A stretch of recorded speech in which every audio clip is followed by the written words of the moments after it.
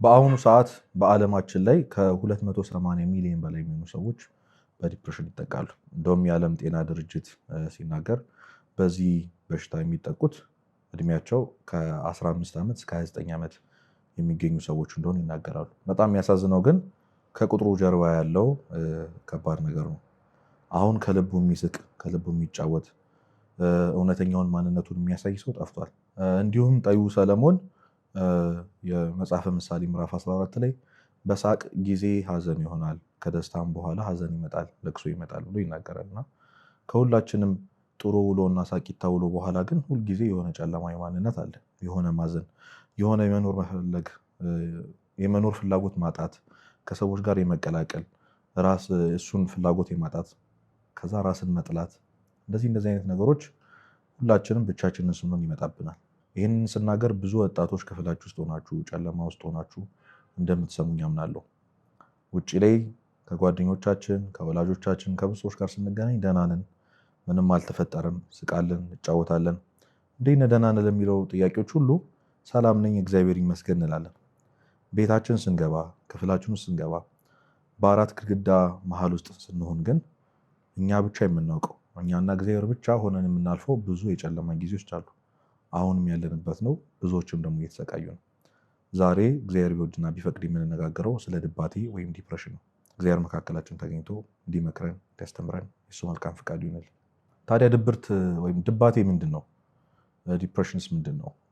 ከድብርትስ የሚለየው ምንድን ነው? ያው ሳይኮሎጂ እውቀቱ ላይ ያሉ ሰዎች ሙያው ላይ ያሉ ሰዎች ድባቴ አንድ ሰው ትክክለኛ የጤና እክል እንደሆነ ወይም ደግሞ ተራ ድብርት ለነገሮች የሆነ ፍላጎት ማጣት ምናምን የመሳሰለ በጣም ቀላል ነገር ሳይሆን አንድ ሰው ሊታከመው የሚገባ ሜዲካል ትሪትመንት የሚያስፈልገው ነገር እንደሆነ ይናገራል። እንደውም ብዙ ሰዎች ከ2 ሳምንት በላይ ተከታታይ የሆነ ተስፋ መቁረጥ፣ የመኖር ፍላጎት ማጣት፣ ከሰዎች ጋር መቀላቀል አለመፈለግ ወይም ደግሞ ሁላችንም እንደምናውቀው ያ መጥፎ መንፈስ ወይ መጥፎ ስሜት ውስጥ ገብተን በተከታታይ ቀን ከ2 ሳምንት በላይ የሚሆን ከሆነ አጠገባችን ወዳለ የአእምሮ ሕክምና መሄድ እንዳለብን ያሳስባል። እና ዲፕሬሽን ወይም ድባቴ ቀለል አድርገን የምናልፈው ስላየነው ብቻ እንዲሁ ደብሮኝ ነው እንዲሁ ትንሽ ከፍቶኝ ነው ብለን የማናልፈው ነገር እንደሆነ ከድብርት አልፎ ወደ ድባቴ ወደ ዲፕሬሽን አድጎ ትክክለኛ ሜዲካል ትሪትመንት የሚያስፈልገው በሽታ እንደሆነ ይናገራል። ይሄ ሙያ ከኢትዮጵያ ኦርቶዶክስ ተዋሕዶ ቤተክርስቲያን አንግል እና ከመጽሐፍ ቅዱስ እይታ ደግሞ ስናየው ይህንን ስሜት ቤተክርስቲያን ተስፋ የመቁረጥ መንፈስ ብላ ትጠራዋለች። የእግዚአብሔርን ምሕረት የእግዚአብሔር ረድኤት እንዳናይ ሰዎች እንደሚጠሉን እግዚአብሔር እንደማይወደን በእኛ ተስፋ እንደቆረጠ እንዲሰማን የሚያደርግ መንፈስ ነው። እና ይሄ ስሜት ደግሞ አሁን ባለን ትውልድ ብቻ የመጣ ሳይሆን ብዙ ቅዱሳን ብዙ በብሉይ ኪዳን የነበሩ አባቶችም ኤክስፔሪንስ እንዳደረጉት እናውቃለን። ቅዱስ ዳዊት በመዝሙር 42 ቁጥር 5 ላይ ነፍሴ ለምን ታዝኛለሽ? ለምንስ ታውኪኛለሽ? የፊትሽ መድኃኒት የሆነውን እግዚአብሔር ተመልከቺ፣ ተስፋ አድርጊ እያለ ሲናገር እናያለን። እና በነፍስ መታወክ በነፍስ ማዘን ተስፋ የመቁረጥ መንፈስ በነ ቅዱስ ኢዮብም በነ ነቢዩ ኤልያስም በብዙ ቅዱሳን አይተናል። እና ይህ ነገር የጀመረው አሁን ባለበት ትውልድ ብቻ ሳይሆን እየባሰ እያየኑ መጣን። ለነገሩ ያለን እውቀት ከፍ እያለ ስም ተሰጥቶት መጣ እንጂ ከአዳም ጀምሮ የነበሩ ሰዎች ሁሉ ኤክስፔሪንስ አድርገውት አይተውት ያለፉበት ስሜት ነው። ስለዚህ ብቻችንን አይደለንም። መጽሐፍ ቅዱስ ስለዚህ ነገር ያውቃል። እግዚአብሔር ስለዚህ ጉዳይ ያውቃል። ከምንም ነገር በላይ ትራዲሽናል ናት፣ ወደኋላ የቀረች ናት። ብዙ ነገር ላይ ደግሞ እውቀት የላትም ወይም ይህንን ትውልድ መረዳት አቅቶታል ብለን የምንገምታት ቤተክርስቲያን እንኳን ከምንም ነገር በላይ ከድሮ ጀምሮ የምታውቀው የምታስተምርበት ጉዳይ እንደሆነ በዚህ ማወቅ ይቻላል። ታዲያ ወደ መፍትሄው ከመሄዳችን በፊት ሁልጊዜም ያው የሆነ በሽታ ከያዘን በኋላ መድኃኒቱ ምንድነው ከማለታችን በፊት ከምን ልጠንቀቅ ወይም ደግሞ ይህንን በሽታ ምን ሳደርገን የመጣብኝ የሚለው ኮዙን ማየት ያስፈልጋል። ታዲያ ለምንድን ነው ይህ ትውልድ በጣም በዲፕሬሽን እንዲያዝ በዚህ ልክ? እንግዲህ ቅድም ብያቸዋለሁ ከ4.4 ሚሊዮን በላይ የሚገኙ ወጣቶች በኢትዮጵያ ከ280 ሚሊዮን በላይ የሚገኙ ወጣቶች ደግሞ በዓለም ውስጥ የሚገኙ ሰዎች በዚህ ልክ ለምንድነው በዲፕሬሽን እየተጠቁ ያሉት? ለምንድነው ድባቴ ውስጥ ተስፋ መቁረጥ ውስጥ ሁላችንም ለምን ኤክስፔሪንስ እያደረግን ያለው? ለምን የሚለውን መመለስ ያስፈልጋል። የመጀመሪያው ከዚህ በፊት በነበረንም ትምህርት እንዳየነው ማህበራዊ ሚዲያ ደግሞ የሚያመጣው ራስን ማወዳደር ነው። አሁን ዘመኑ ይህንን ትውልድ በጣም የሚፈትን ዘመን ነው። ብዙ የስራ እድሎች የታጡበት፣ ብዙ የትምህርት እድሎች የታጡበት፣ ከምንም ነገር በላይ ለራሳችንም ለቤተሰብም ልክ እንደ ድሮ እኔ ተመሬ አድጌ ተመርቄ ስራ ይዤ ቤተሰብን እጦራለሁ የሚል ጉዳይ ተስፋ ያጣበት ጊዜ ላይ ደርሰናል። ይህ ደግሞ የአብዛኞቻችን የወጣቶች ልብ ሰብሯል። ብዙ ወጣቶች ይህንን የምትሰሙ ሰዎች ምናልባት ስራ አጥተን ለቤተሰቦቻችን ለራሳችን መሆን አቅቶን ቤት ውስጥ ተቆልፈን ቁጭ ብለን ይሄ ብቻ አይበቃንም። ይሄ ዘመን ያመጣብን አንድ የዘመኑ ጣዖት ብለን የተማርነውም ትምህርት ሶሻል ሚዲያ ይዞብን መጥቷል እና ከዛ ውስጥ ደግሞ ከኛ እድሜ በታች ያሉ እንደኛ በትምህርትም በስራም ብዙ ያለፉ ትንሽ ብቻ ጥረት ወይም በመጃጃል ብለን ልንጠቅሰው እንችላለን ብቻ ትልቅ ዝናንና ትላልቅ ፋንሲ የሆኑ ነገሮችን ለራሳቸው ሲያደርጉ በሀብት ሲንበሻበሹ ማየት እጅግ በጣም ልብ የሚያቆስል ነገር ነው። ስለዚህ በጣም ብዙ ወጣት ራሱን ያወዳድራል። መንፈሳዊ ህይወታችን ላይ ራሳችንን እናወዳድራለን። ጸሎት የምታደርግ ሰው ስናይ፣ የሚያደርግ ሰው ስናይ፣ ወደ እግዚአብሔር የቀረበ ሰው ስናይ እኔ ቆይ መቼ ነው ሰው መሆነው ብለን እንደውም ወደ መንፈሳዊነት ከመጠጋት ይልቅ ወደ ተስፋ መቁረጥና እኔ መቼም ሰው አልሆንም ወደ ማለት ይከተናል እና ስክሮል እያደረግን ሶሻል ሚዲያ እየተከታተልን የሆነ ከኛ የተሻለ ህይወት ያለው ሰው ስናይ፣ በተለይ ደግሞ በእኛ እድሜ ክልል ከምን ነገር በላይ ደግሞ ከእድሜያችን በታች ታናሻችን ሆኖ ስናየው እጅግ በጣም ያሳዝናል። በጣም ብዙ ወጣቶች የመጀመሪያው ምክንያታቸው የሶሻል ሚዲያ እና ከምንም ነገር በላይ ራስን ማወዳደር ነው። ያው ቤተሰቦቻችን የገሌ ልጅ አታየውም ወይ እያሉ የሚናገሩ ንግግሮች አሉ። ስለዚህ እነሱ እንደደረሱት ለወላጆቻቸው እንደደረሱት እኛ ለመድረሳችን፣ እነሱ የሆነ ቦታ ላይ እንደደረሱት ሀብት እንዳላከማችሁ እኛም ደግሞ አለማከማቻችን፣ ሁሉን ነገር ከእነሱ ጋር እያነጻጸርን ከኛ የተሻለ ህይወት አላቸው ብለን የምናስባቸውን ሰዎች ሁሉ ከኛ ጋር ኮምፔር እያደረግን በዚህ የድብርት መንፈስ ውስጥ እንድንወድቅ ያደርገናል እና የመጀመሪያው ምክንያት ራስን ማወዳደር ነው። ለራስ ማወዳደር ደግሞ ትልቁን ሚና ይጫወታ ያለው የዚህ ዘመን ጣዖት ሶሻል ሚዲያ። ቅዱስ ጳውሎስ በገላትያ መልእክቱ ምዕራፍ 6 ቁጥር 4 ላይ እያንዳንዱ የራሱን ስራ ይፈትን ያለው። ያ ማለት ምን ማለት ነው? ገብታችሁ አንብቡት። ሰው የራሱን ስራ ነው ማየት ያለበት። ወይም ደግሞ ትላንት ከነበርነው እኛ ጋር ነው ዛሬ ያለውን ነገር ማወዳደር ያለብን። ሁላችንም በእርግጠኝነት የተሻለ ነገር ነው ያለን። ወደኋላ የዘቀዘቀ ሰው የለም። ብናስተውለው ቢያንስ በአካል አድገናል፣ ቢያንስ በስለናል፣ ቢያንስ ማሰብ ችለናል። ድሮ የተሳሳትናቸውን ስህተቶች አሁን ቢያንስ መስራት አቁመናል። የሆነ ነገር ብንፈልግ የሆነ ጥሩ ነገር ከህይወታችን ውስጥ አናጣም። ትንሽ ፖዘቲቭ ነገር አይጠፋም። ማንኛውም ሰው ሙሉ ለሙሉ ፐርሰንቱን ሙሉ 100% ሙሉ መጥፎ ሊሆን አይችልም። 100% መጥፎ ሊሆን አይችልም። 100% ፌል ያደረገ ሰው ሊሆን አይችልም። ቢያንስ አንድ ፖዘቲቭ ነገር አለ። በእግዚአብሔር መወደድ ክርስቲያን መሆን ራሱ በጣም ትልቅ ስጦታ ነው። ልዑል መሆን ነው፣ የንግስት ልጅ መሆን፣ ልዕልት መሆን ነው እና ይህን እንዳናስብ ያደርጋል። ለዛ ነው ቅዱስ ጳውሎስ እያንዳንዱ የገዛ የራሱን ስራ ይፈትን ማለት የሌላውን እያየ እንዳይሰበር ማለት ነው። እዚህ ራስን ማወዳደር ትልቁን ሚና ይጫወታል። ሌላኛውና አብዛኞቻችሁን ወጣቶች በጣም እየጎዳና እያጠቃን ያለው ነገር ነገን መፍራት፣ አንዛይቲ አባውት ዘ ፊውቸር።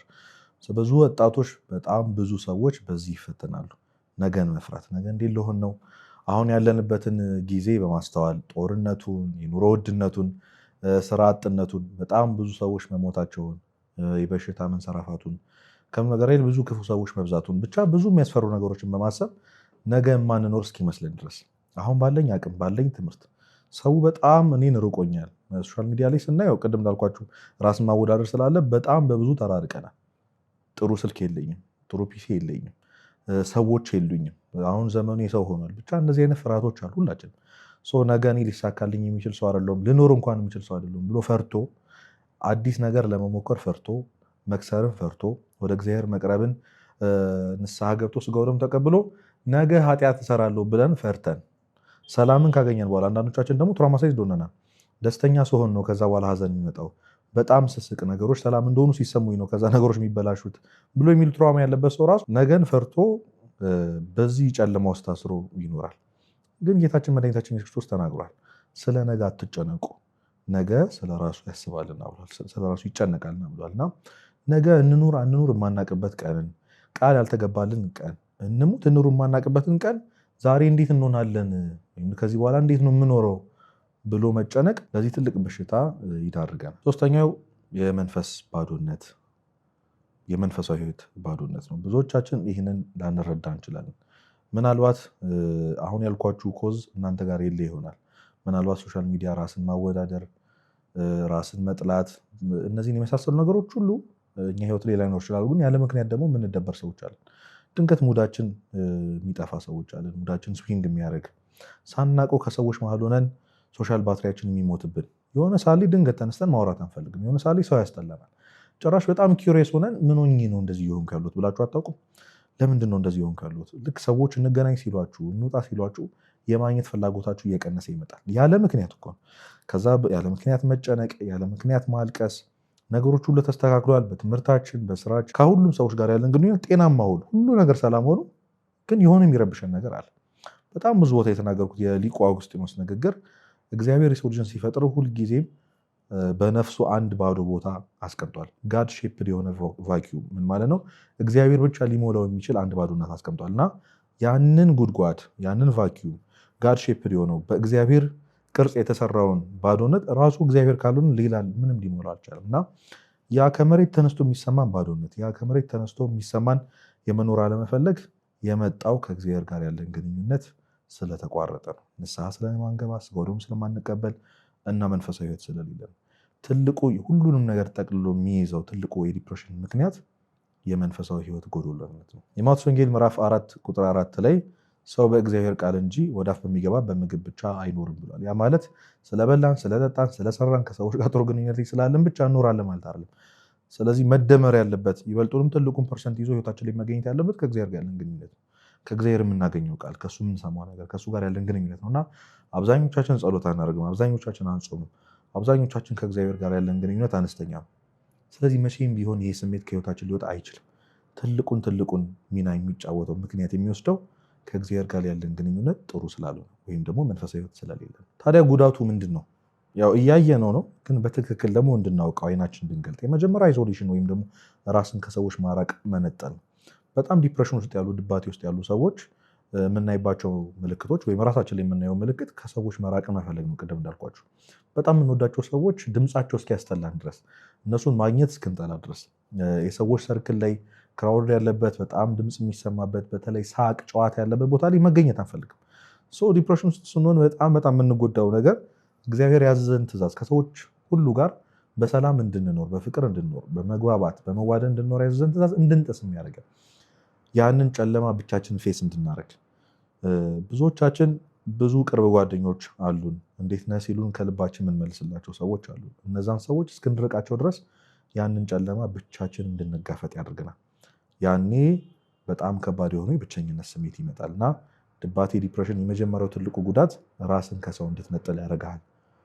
ከሰው ከማህበረሰብ እንድትነጥል፣ ከቤተሰብ ከምትወዳቸው ሰዎች ነጥሎ ብቻህን ጨለማ ውስጥ ያስቀራል። በጣም የሚደንቅ መጽሐፍ ቅዱስ ጥቅስ አለ። ምሳሌ 18 ምዕራፍ 18 ቁጥር 1 ላይ መለየትን የሚወድ ምኞቱን ይከተላል መልካሙንም ጥበብ ይቃወማል ይላል እና ብቻችን ለመሆን በጣም የምንጥር ሰዎች ምኞታችን የምንከተለው ነፃነቱን እናገኛለን። ክፍላችን ውስጥ እንደፈለግ እንድንሆን ሰይጣን ይሆናል እና ከሰይጣን ጋር እግዚአብሔርን አስወጥተን እግዚአብሔር እንድናይ የሚያደርጉን ከዛ ሀሳብ ብቻ የሚያወጡንን ሰዎች አርቀን ብቻችን እንቀመጣለን። ከየት ከሀሳባችን ከዛ ኔጌቲቭ ሀሳባችን ጋር አብረን እንሆናለን እና ምኞቱን ይከተላል። ብቻውን መሆን የሚወድ ሰው፣ መለየትን የሚወድ ሰው ምኞቱን ይከተላል። ለራሳችን ያለን ምኞት ልክ እንዳልሆነ ታውቃላችሁ መቼ። ከኛ በላይ ለእኛ እኮ ጨካኝ የለም። ከኛ በላይ እኮ በጣም መጥፎ ገዢ የለም። ራሳችን ላይ ጥሩ ጌታ አይደለም። ለራሳችን ጥሩ እረኛ አይደለም።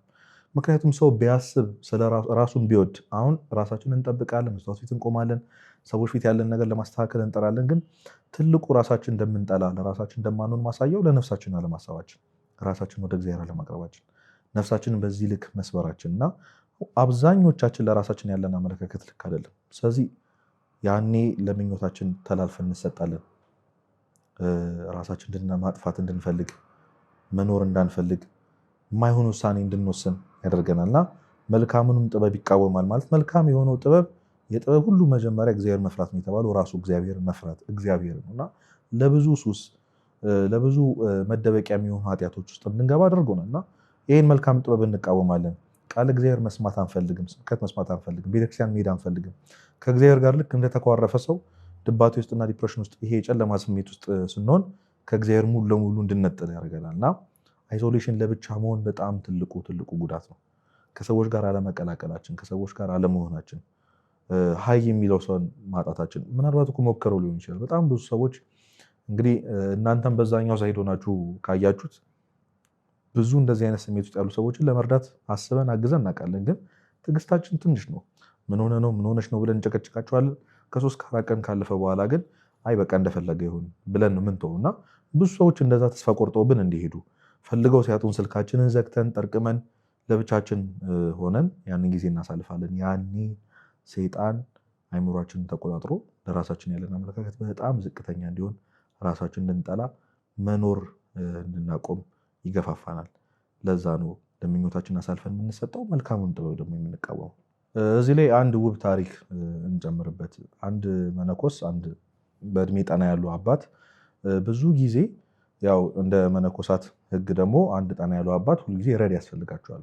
በራሳቸው ሄደው ውሃ መቅዳት፣ ስራ መስራት፣ ምግባቸውን ማብሰል ስለማይችሉ ረድ ይኖራቸውና ያን ረድ ወይም ረዳታቸው አነስ ያለ ወጣት የሆነ መነኩሴ እንዲረዳቸው ይነገራል ወይም ስርዓቱ ያዛል። እኚህ አባት ግን ይህንን ነገር ኢግኖር በማድረግ ራሳቸው ነበር ስራውን የሚሰሩት። በዛ እድሜያቸው ማረፍ ሲኖርባቸው ጸሎት እየጸለዩ ቅዳሴውን እየቀደሱ ከረዶቻቸው ወይም ደግሞ ከሌሎች መነኮሳት አባቶች ጋር ጊዜ አሳልፈው ብቻቸውን ሊሆኑበት የሚገባውን ጊዜ ግን ውሃ በጣም ርቀት ያለበት መንገድ እየሄዱ እየቀዱ ወገባቸውን እስኪያማቸው በበሽታ እስኪጠቁ ድረስ ራሳቸውን በጣም በስራ ያደክሙ ነበር እና ይሄ የገረማቸው መነኮሳት ተሰብስበው አባታችን ሆይ በዚህ እድሜዎት ረድ ሊኖራችሁ ሊያግዟችሁ የሚገባ ሰው ሊኖር ሲገባ እርሶ ግን ለምንድነው ይህን ያህል በስራ የሚጠመዱት ብለው ሲጠይቋቸው እኛ አባት የማያሳርፈኝን ላለማሳረፍ ሳላርፍ እሰራለሁ አሉ ይባላል። እና ምን ማለት ነው? ሰው ሲያርፍ ብቻውን ሲሆን ወይም ደግሞ ስራ የፈታ አይምሮ የሴጣን ቤተ ሙከራ ነው ይላል አባ እንጦንስ። እንደውም ብዙዎቻችን እንደምናውቀው አባባል ስራ የፈታ ቄስ ቆብ ቀዶ ይሰፋል ይባላል። ግን በትክክል አባባሉ ስራ የፈታ ቄስ አይደለም፣ ኃጢአት መስራት የማይፈልግ ቄስ ነው።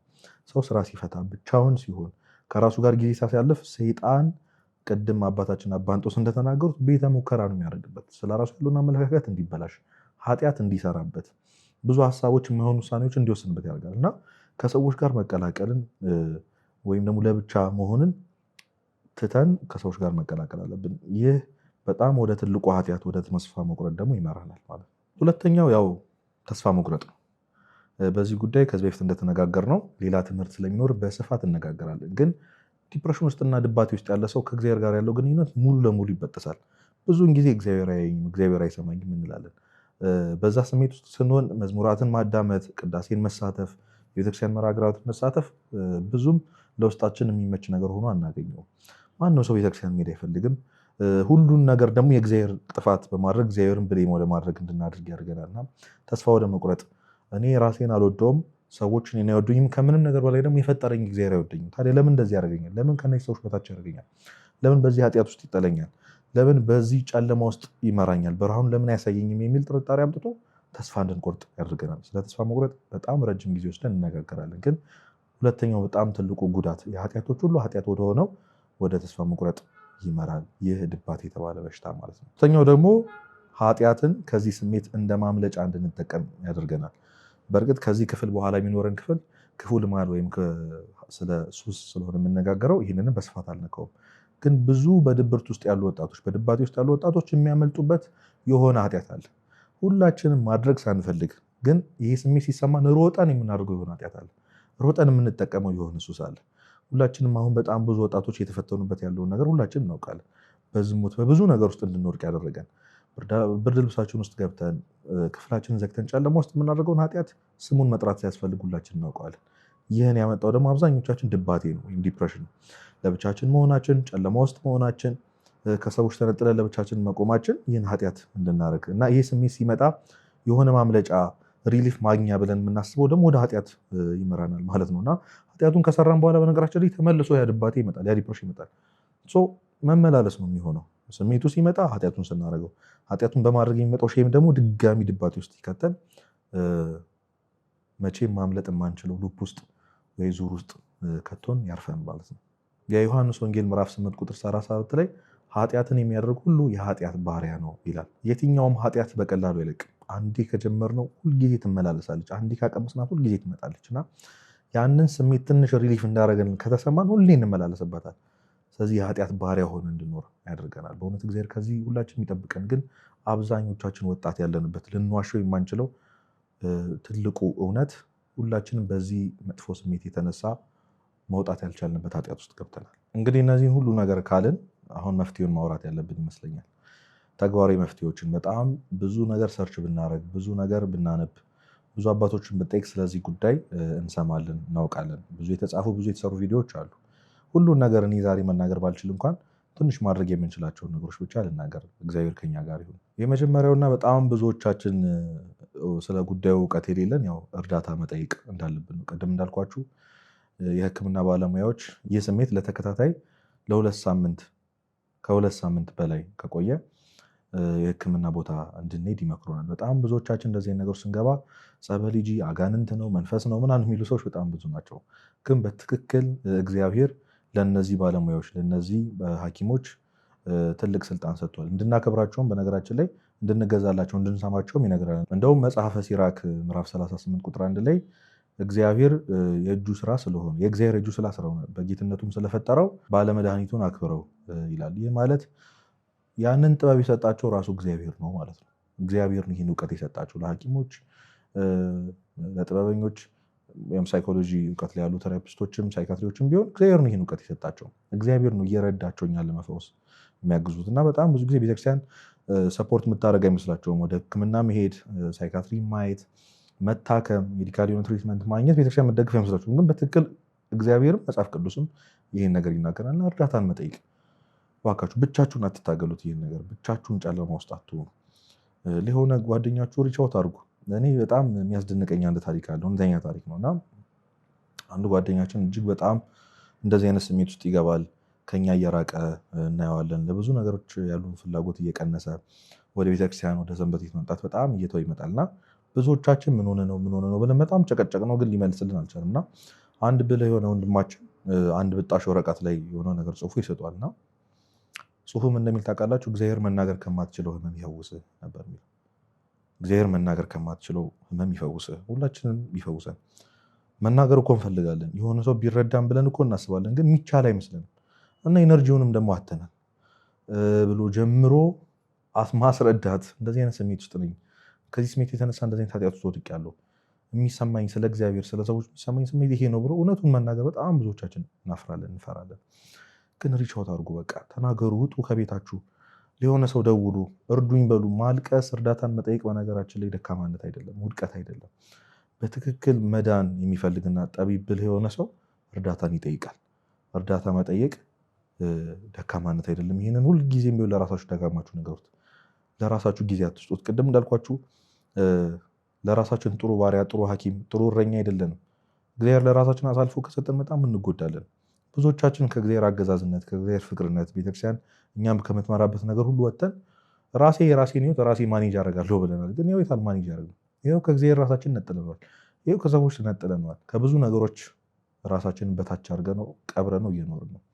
ስለዚህ ከራሳችን ስራትነት ወጥተን የሆነ ሰዎች እንዲረዱን እጃችንን እናውጣ። ከቻልን እንታክም። እሱን ማድረግ ካልቻልን ወደ እግዚአብሔር እንቅረብ፣ ወደ ቤተክርስቲያን እንምጣ። ከምንም ነገር በላይ የሚያስቡልን የሚወዱን ሰዎች እንንገራቸው፣ እንዲረዱን እንጠይቃቸው። እና የመጀመሪያው ነገር እዚህ ስሜት ውስጥ ስትሆኑ ከመግባታችሁ በጣም ፕሮሰስ አድርጎ ለብዙ ሳምንት ለብዙ ወራት ውስጥ እዚህ ስሜት ከመቆየታችን በፊት ሰዎችን እርዳታ መጠየቅ እንልመድ። መታከም ካለብን እንታከም፣ ሳይካትሪ መታየት ካለብን እንታይ፣ ቴራፒ ማግኘት ካለብን እናገኝ፣ ሜዲካል ትሪትመንት መውሰድ ካለብን መድኃኒት መዋጥ ካለብን እንዋጥ። እርዳታ ለመጠየቅ እንዳንፈራ። ሌላኛውና ወሳኙ ነገር በብዙ ነገር ውስጥ ለመጥቀስ የምሞክረው ለሁሉም ነገር መፍትሄ የሆነው ለየትኛውም አይነት ችግር ለየትኛውም አይነት ስሜት መፍትሄው ንስሐና ንስሐ ብቻ። እመኑ፣ ንስሐ ሂል የማያደርገው ነገር የለም። ንስሐ የማይፈውሰው ነገር የለም። ንስሐ የማያስተካክለው። ቅድም ያልኳችሁ ትልቁ ለዚህ ስሜት ምክንያት የሆነው ከእግዚአብሔር መነጣላችን አይደል? ኃጢአት ከእግዚአብሔር መለየት ነው። በትክክል ከእግዚአብሔር መለየት ነው። እኔ ግንድ ነኝ እናንተ ቅርንጫፎች ናችሁ ብሏል። ኃጢአት መስራት ማለት ከዛ ግንድ ከሆነው ከክርስቶስ የወደቀ ቅርንጫፍ መሆን ነው። ንስሐ ደግሞ አንስታ ወደዛ ግንድ ትከትለናለች፣ ህይወት ትሰጠናለች። የደረቀው የፈረከሰው የጠቆረው ቅጠላችን እንዲለመልም ታደርገናለች። እና እንደ ንስሐ ምን ሂል የሚያደርግ ምን የሚፈውስ ነገር አለ? ንስሐ ገብታችሁ የምታውቁ ሰዎች በትክክል ስሜቱን እንደምትረዱት ይገባኛል። አሁን ካላችሁበት አልጋችሁ፣ አሁን እየሰማችሁበት ካላችሁት የጨለማ ክፍል ውስጥ ወጥታችሁ የንስሐ አባቶቻችሁ ጋር ደውላቸው። ቅድም እንዳልኳችሁ እርዳታ ጠይቃችሁ የንስሐ አባት የላችሁ ደግሞ ንስሐ አባት አገናኙ። ንስሐ መግባት እፈልጋለሁ፣ ከእግዚአብሔር ጋር መታረቅ እፈልጋለሁ ብሎ ሊቁ አውግስጢኖስ ቅድም እንዳልኳችሁ የልባችን ምኞት አንተ ነህ፣ አንተን ከመፈለቅ ውጪ ሌላ አማራጭ የለንም ይልና ለአንተ ፈጥረህናልና አንተን እስክናገኝ ድረስ ልባችን እረፍት የለውም ብሏል። ልባችን የማያርፈው የባዶነት ስሜት የሚሰማን ምንም አይነት የመኖር ፍላጎት ያልኖረን ሰዎችን የጠላ ነው ከእግዚአብሔር ጋር ስለተጣላ ነው። እግዚአብሔር ረድኤቱን ስላነሳው ነው። ቅድም እንዳልኳችሁ ያለ ምክንያት የሚጨንቀን የሚጠበን ወደ እንደዚህ አይነት ስሜት የሚወስደን ዝም ያደረገን ድሮ ሳቂታ ተጫዋች ምናምን የነበረን ሰዎች ወደዚህ ውስጥ የሆነው ከሶርሱ ከእውነተኛው ሶርሳችን ከክርስቶስ ስለተነጠልን። ስለዚህ መመለስ አለብን፣ ንስሐ መግባት አለብን። የሁሉ በሽታ መድኃኒት የሆነውን የጌታችን ስጋና ደም መቀበል አለብን። ስለዚህ ንስሐ ግቡ፣ እመኑኝ። ይህ ንስሐ ገብታችሁ ስጋው ደሙን ተቀብላችሁ ከእግዚአብሔር ጋር ታርቀን ይህ ስሜት ካልጠፋ እኔን ውሸታም ማለት ትችላላችሁ፣ ግን በእውነት በእውነት ከእግዚአብሔር ጋር መታረቅ ብዙ ነገር ያስተካክላል። አዎ በጣም ያስፈራል። የሰራናቸው ኃጢአቶች፣ የሄድንበት ርቀት ድጋሚ እንደዚህ ስሜት ውስጥ ብገባል ትላላችሁ። እግዚአብሔር የሚሰለቸው የሚናደድ አይ አንተን መማር ሰለቸኝ የሚል አምላክ እንዳልሆነ ሁላችን እናውቃለን። እስከምን ድረስ እንደታገሰ በዚህ ጨለማው ጊዜ እንኳን እኮ አልተወንም። ይገርመኛል ሁሌ እኛ ወደ እግዚአብሔር መቅረብ እንኳን ባንችል፣ ወደ ብርሃኑ መውጣት እንኳን ባንችል፣ እዛው ጨለማ ክፍላችን ውስጥ ክርስቶስ ስንቴ እንደተመላለሰ እናውቃለን። ስንቴ ሊያጽናና እንደሞከረ እናውቃለን። ደብሮን እያለቀስን እኮ ስክሮል ስናደርግ የሆነ ቃል እግዚአብሔር እኮ ሰምተናል። የሆነ የሚያጽናና ሰው እኮ ልኮልናል። ቅድም እንዳልኳችሁ ለዛ ልጅ መዳን ምክንያት የሆነ ጓደኛችን ከማትናገረው መናገር ከማትችለው ህመም እግዚአብሔር ይፈውሰ ሲለው ያንን ቃል ያሳሰበው እኮ መንፈስ ቅዱስ ነው። አያችሁ፣ እኛ መሄድ ባንችል፣ እኛ እርዱኝ ማለት ባንችል፣ እኛ እጃችን ወደ እግዚአብሔር መስደድ ባንችል፣ እሱ ራሱ ወደ ጨለማው ክፍላችን ይመጣል። አይጠብቅም። ከክፍላችን ውጪ ሆኖ ብርሃን ላይ ቆሞ እኔ ብርሃን የሆንኩ አምላክ ነኝና ጨለማ ውስጥ ልኖር አልችልም ብሎ ኢግኖር አድርጎን እዛው ጨለማ ውስጥ ትቶን ወደ ብርሃን ውስጥ ክንመጣ የሚጠብቅ አምላክ አይደለም፣ ወደኛ የሚመጣ እንጂ። ስለዚህ እንጠብቀው፣ ከእሱ ጋር የምንጣበቅ ከእግዚአብሔር ጋር ሰላም የሆነ ከዓለም ሁሉ ጋር ሰላም ይሆናል። ከእግዚአብሔር ጋር ታረቅ ይላል ማር ይስሐቅ። ያን ጊዜ ዓለም ከአንተ ጋር ሰላም ትሆናለች፣ ዓለም ከአንተ ጋር ትታረቃለች። ዓለም ውስጥ እኛ አለን፣ ራሳችን ከራሳችን ጋር እንታረቃለን፣ ከሰዎች ጋር እንታረቃለን፣ ከሶርሳችን ከግንዳችን ከክርስቶስ ጋር እንታረቃለን። ያን ጊዜ ይህ ጨለማ ተገፎ እኔ የዓለም ብርሃን ነኝ ያለው ክርስቶስ በሕይወታችን ሲኖር ብርሃኑ በክፍላችን ውስጥ ይበራል። ሌላኛው በጣም ትልቁ መፍትሄ መጸለይ ነው። እንግዲህ ብዙ ክርስቲያኖች እዚህ ነገር ላይ በጣም እንፈተናለን። መጸለይ የማይፈልግ ክርስቲያን የለም፣ በጸሎት ትጉ መሆን የማይፈልግ ክርስቲያን የለም። ግን አቅቶናል። ከባድ የሆነችው ዋጋ በጣም ታላቅ ስለሆነች ነው። ጸሎት ማለት እግዚአብሔር ማነጋገር ነው፣ ከእግዚአብሔር ጋር መነጋገር ነው። ከትልቁ ቴራፒስት ጋር ከትልቁ ሐኪም ጋር ከፈጣሪያችን ጋር መነጋገሪያችን ነው። እና ሰይጣን በጣም በተቻለ አቅም የጸሎት ህይወታችን ነው መገንጠል የሚፈልገው ማውጣት የሚፈልገው። እና በህይወቴ ትልቅ የተማርኩት ትምህርት አንድ ሰው በዚህ ጨለማ ስሜት ውስጥ ሆኖ በዚህ ድብርት ውስጥ ሆኖ ከምንም ነገር በላይ በጣም የሚጠላውን ኃጢአት በየቀኑ እየሰራ ጠዋት ተነስቶ መጸለይ የሚችል ከሆነ ምንም ነገር ያሸንፋል። ምንም ነገር ያሸንፋል። ጸሎት የማያሸንፈው የማይፈታው ከቤታችን የማያስወጣው ችግር የለም፣ የማይፈታው ቋጠሮ የለም። ስለዚህ በዚህ ተስፋ መቁረጥ ስሜት ውስጥ ሆናችሁ ቢሆን ጸልዩ፣ እግዚአብሔርን አናግሩት። አዎ መቆም ይሰለች ይሆናል። አዎ ነጠላ ለብሶ ዳሴ ማርያም ይዞ መዝሙረ ዳዊት ከፍቶ መጸለይ ምናልባት ይከብደን ይሆናል። ተኝታችሁ ጸልዩ። ባላችሁበት የአምላካችሁን ስም ጥሩት። እዛው ብርድ ልብስ ውስጥ እዛው ጨለማ ውስጥ ነን፣ እግዚአብሔር ሆይ አድነኝ በሉት። ቅድም እንዳልኳችሁ ነው። እግዚአብሔር እንደዚህ አይነት ስሜት ውስጥ በኃጢአት ውስጥ ብንሆን እንኳን ድምፃችን የሚቀንስበት አምላክ አይደለም።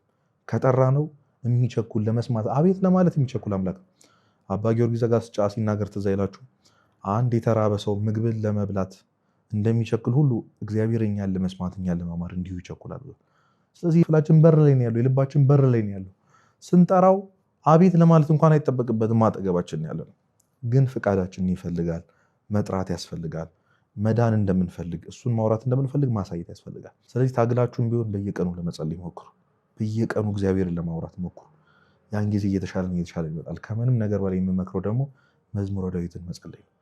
ዳዊት በብዙ ሐዘን በብዙ ቁስል ያለፈ ሰው ይረዳናል፣ ያውቃል።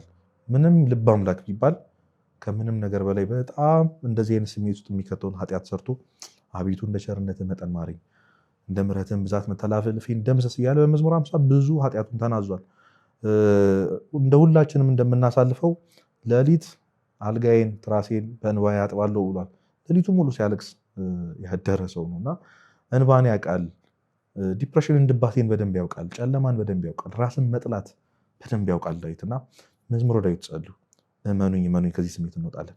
እግዚአብሔር እንደሚሰማን እግዚአብሔር ከኛ ጋር እንደሆነ ይሰማናል፣ እናውቃለን። ያን ጊዜ ከዚህ ስሜት እግዚአብሔር ራሱን እጁን ልኮ ያስወጣናል። ቅዱስ ዳዊትም ደግሞ ይረዳናል። ስለዚህ በዚህ ስሜትም ቢሆን ሆናችሁ ጸልዩ። ለጸሎት ፐርፌክት ታይሚንግ የለም። ለጸሎት ጥሩ ስሜት የሚባል ነገር የለም። እግዚአብሔር የሚመለክ የምንሰግድለት ብቻ ሳይሆን የምንወደውም የምናማክረውም አባታችን ነው፣ ወንድማችን፣ ጓደኛችን ነው። አባ የምትሉበትን መንፈስ ሰጧችሁ ነው የሚለው አይደል? ስለዚህ የልጅነትን መንፈስ አግኝተናል። ለሌሎች አምላካቸው ነው፣ ለእኛ ግን አባታችን ነው።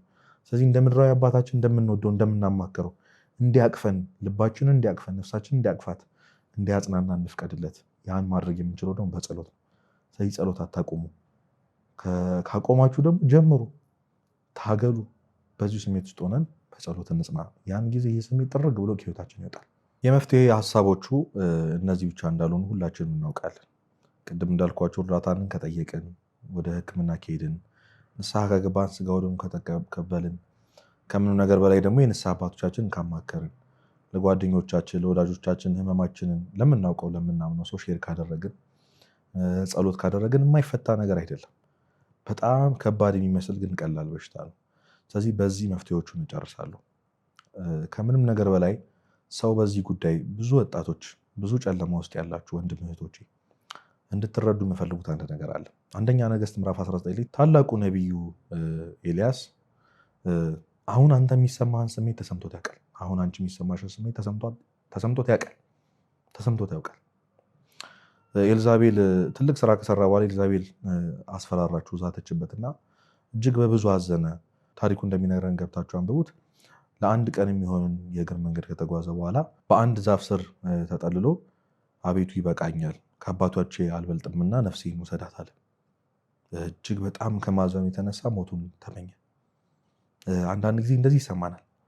ምንም ቢመጣ መኖር ጥቅም እንደሌለው፣ ብዙ ሰው የሌለ ኖረህ ማንንም ካልጠቀምክ ሞተህ ማንንም አትጎዳም የሚል በጣም በጣም የተበላሸ አመለካከት አለ። የጠቃሚነት ስሜት የለንም። እናት አባታችን እንደጠቀምን አይሰማንም። ራሳችን እንደጠቀምን፣ ከምንም ነገር በላይ ደግሞ የፈጠረንን የሞተልንን አምላካችንን እንዳስደሰትን አይሰማንም። ያን ጊዜ ሞት ይሰማናል። የመኖር ፍላጎት አይኖረንም። ምናልባት ብዙዎቻችን በዚህ ዲፕሬሽን ውስጥ የወደቅነው ራስ ማጥፋት ኃጢአት ስለሆነ ማድረግ ስላቃተን ብዙ ረጅም ሰዓት እንተኛለን። የታወቀ ነው። ያው በዲፕሬሽን ያሉ ሰዎች ረጅም ሰዓት ይተኛሉ ወይ ደግሞ መተኛት ያቅታቸዋል።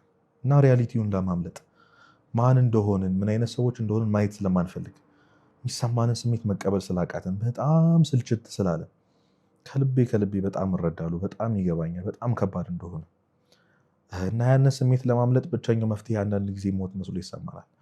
ግን አይደለም። እግዚአብሔርን የሚያዝንብን አይምሰላችሁ። በእውነት ስላማረርን እግዚአብሔር ሆይ ስማኝ፣ ነፍሴን ውሰዳት። ነቢዩ ኤልያስ እንኳን እኮ እንደዚህ ብሏልና እንኳን እኛ አይደለንም። ቅዱስ ዳዊት ያለውን ነግሬያችሁ የለ አዳምን በእጅጉ አልቅሷል። ብዙ ቅዱሳን አልቅሷል። ብዙ ተፈትኗል። ኢዮብ እኮ በጣም ብዙ ጊዜ ሞቱን ተመኝቷል እኮ። ትዕግስቱን ብንሰማ ሞቱን ተመኝቷል። አውቃለሁ የሆነ ጊዜ እንዳይበቃ እንደምትፈልጉ፣ ጸጥ ቢልልን አይምሯችን ጥሩ እንደሆነ አውቃለሁ። ቶሎ ብንፈወስ ጥሩ እንደሚመስለን በጣም እንደምንቸኩል አውቃለሁ። ግን እግዚአብሔር አለ፣ በእውነት እግዚአብሔር አለ። አሁንም አብሮን ነው እና ኤልያስን አረጋጋው። መልአኩን ልኮ በትልቅ እንቅልፍ ውስጥ ጣለው፣ ተንከባከበው፣ አሳረፈው። እግዚአብሔር ያሳርፈናል አንድ ቀን። እግዚአብሔር ከዚህ ጨለማ ያወጣናል። እግዚአብሔር ያለ ተስፋ አይተውንም። እግዚአብሔር እንደዚህ አይነት ሰዎች ሆነ እንድንኖር አይፈቅድንም። መኑኝ ወጣቶች፣ እንደዚህ አይቀጥልም። በእውነት እንደዚህ አይቀጥልም። ማናችንም እንደዚህ ሆነን አንቀጥልም። እንደዚህ አይነት የጨለማ ህይወት ውስጥ አንኖርም። ለእግዚአብሔር እኮ ልጆቹ ነን። ምንም ቢሆን ደሙን የከፈለልን እርቃኑን የተሰቀለን ልጆቹ ነን። ስታስቡት የሚተውን ይመስላችኋል? አዎ በጣም ይመስላል። ታዲያ አሁን የምትለው እግዚአብሔር የት አለ? ልጆቼን በሞት ሳጣ፣ ባል ሚስቴን፣ ወዳጆቼን፣ እናት አባቶቼን በሞት ሳጣ፣ ሰዎች ክፉ ነገር ሲያደርጉብኝ፣ ሲቀኑብኝ፣ በመቀኝነታቸው የተነሳ ገንዘቤን ሲዘርፉኝ፣ እምነታቸውን ትተው ሲከዱኝ፣ ታዲያ እግዚአብሔር የት ነበር ካላችሁኝ፣ አለ እግዚአብሔር። በእነዚህ ሁሉ ህመም ውስጥም ቢሆን እግዚአብሔር አለ፣ ያሳርፈናል። ስለዚህ በምንም ተአምር ውስጥ ብትሆኑ ተስፋ እንዳትቆርጡ እባካችሁ። ጨለማው አልፎ ብርሃን የሚወጣበት ቀን ይመጣል። እንደዚህ ድቅድቅ ያለ ጨለማ የሆነው እኮ ሊነጋ ስለሆነ ነው። እንደዚህ የታመመው ልንድን ስለሆነ ነው። እና ወዳጆቼ ተስፋ እንዳትቆርጡ። ተስፋ እንደማድረግ የሚያድን ነገር የለም። ከሁሉም መፍትሄዎች ትልቁ መፍትሄ እግዚአብሔርን ማመን ነው።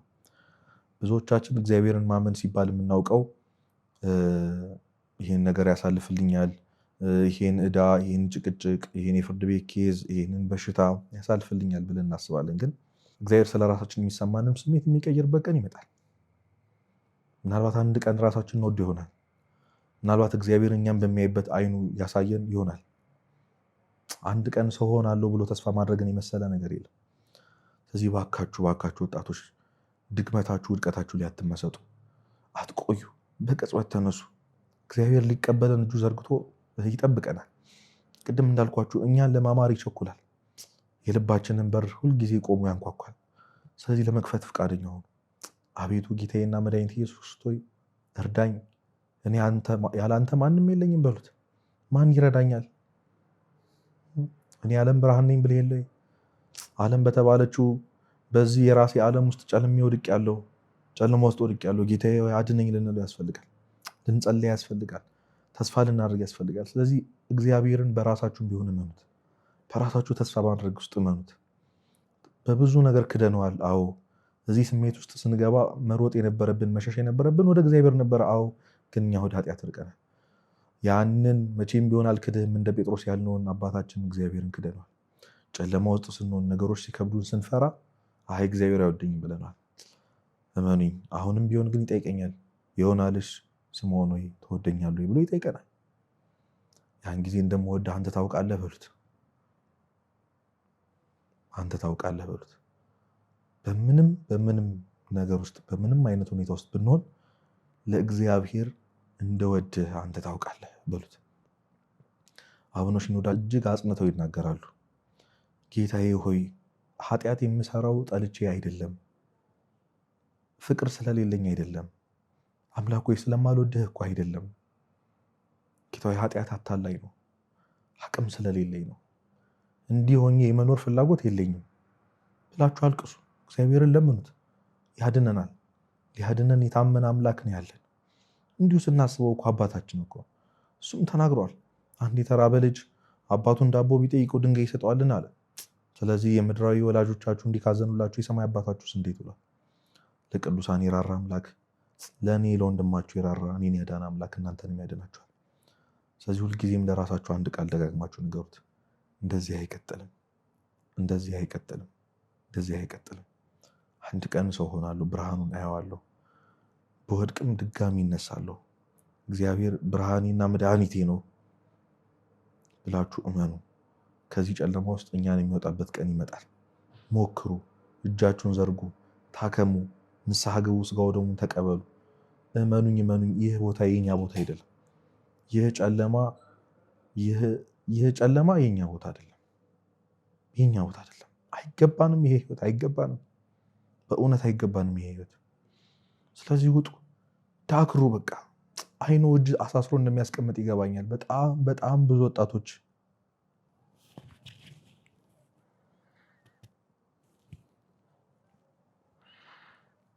በጣም ብዙ ወጣቶች በዚህ እንደምትፈተኑ ይገባኛል። ከልብ ያዝናለሁ፣ በጣም ከልብ ያዝናለሁ። ግን እግዚአብሔር ይጠብቀናል። ቤተክርስቲያን መድኃኒት ይዛ ትጠብቀናለች። ተመለሱ፣ ድጋሚ ወደ ኃጢአት አትሂዱ፣ ራሳችሁ እንዳታጠፉ። በየትኛውም ምክንያት ውስጥ ብትሆኑ ተመለሱ ወደ እግዚአብሔር። እባካችሁ እግዚአብሔርን አንፈትነው። ሊምረን የታመነ አምላክ አለ፣ ሊያድነን የታመነ አምላክ አለ።